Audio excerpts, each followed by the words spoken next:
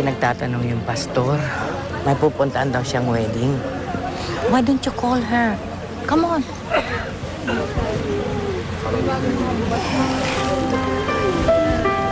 The number you have reached is not in service.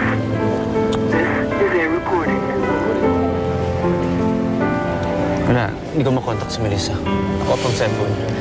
Felix, iho, darating pa ba si Melissa? I-cancel na lang natin ang wedding kasi nakakaya sa mga guests natin. Kanina pa naghihintay. You want me to announce na i-cancel? Musita, please. Sandali na lang. Hintayin lang natin kahit sandali.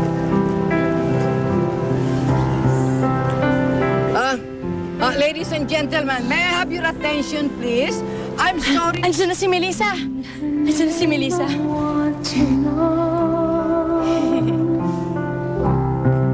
She looks at where we go.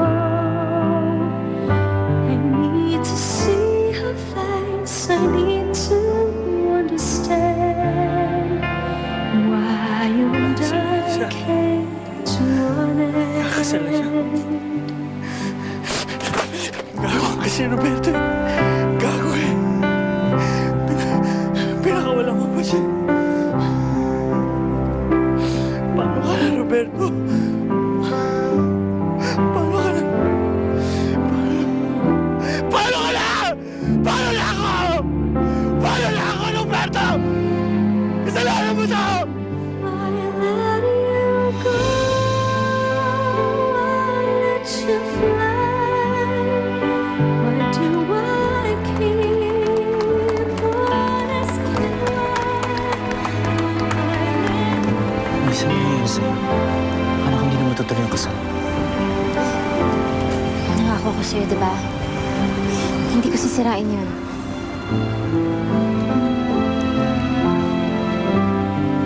Bakit ba kinatagalan? May naging problema ba?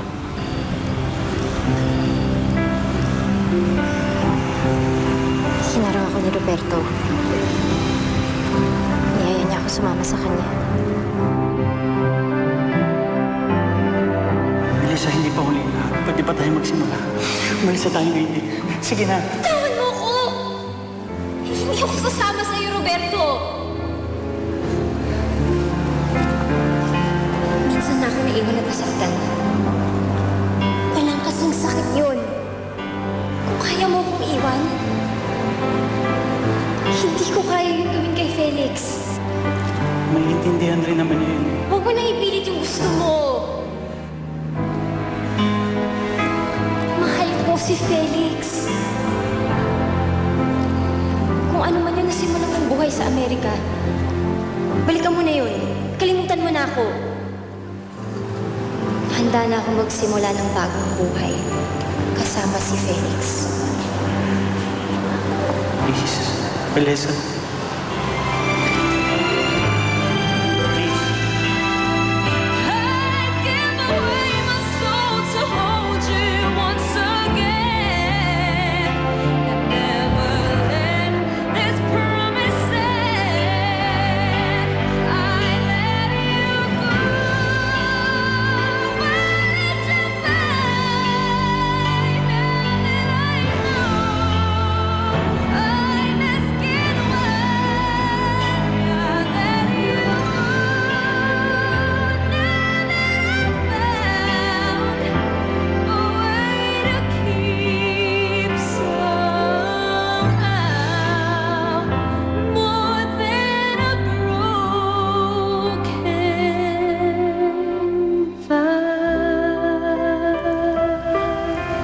Melissa,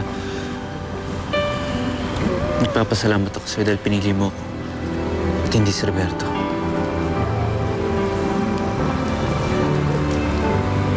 Dumating man si Roberto o hindi, sa'yo ako magpapakasal. Dahil mahal kita. Mahal kita, Felix. At may pagkakasal na tayo. Hindi na tayo magugulupan ni Roberto.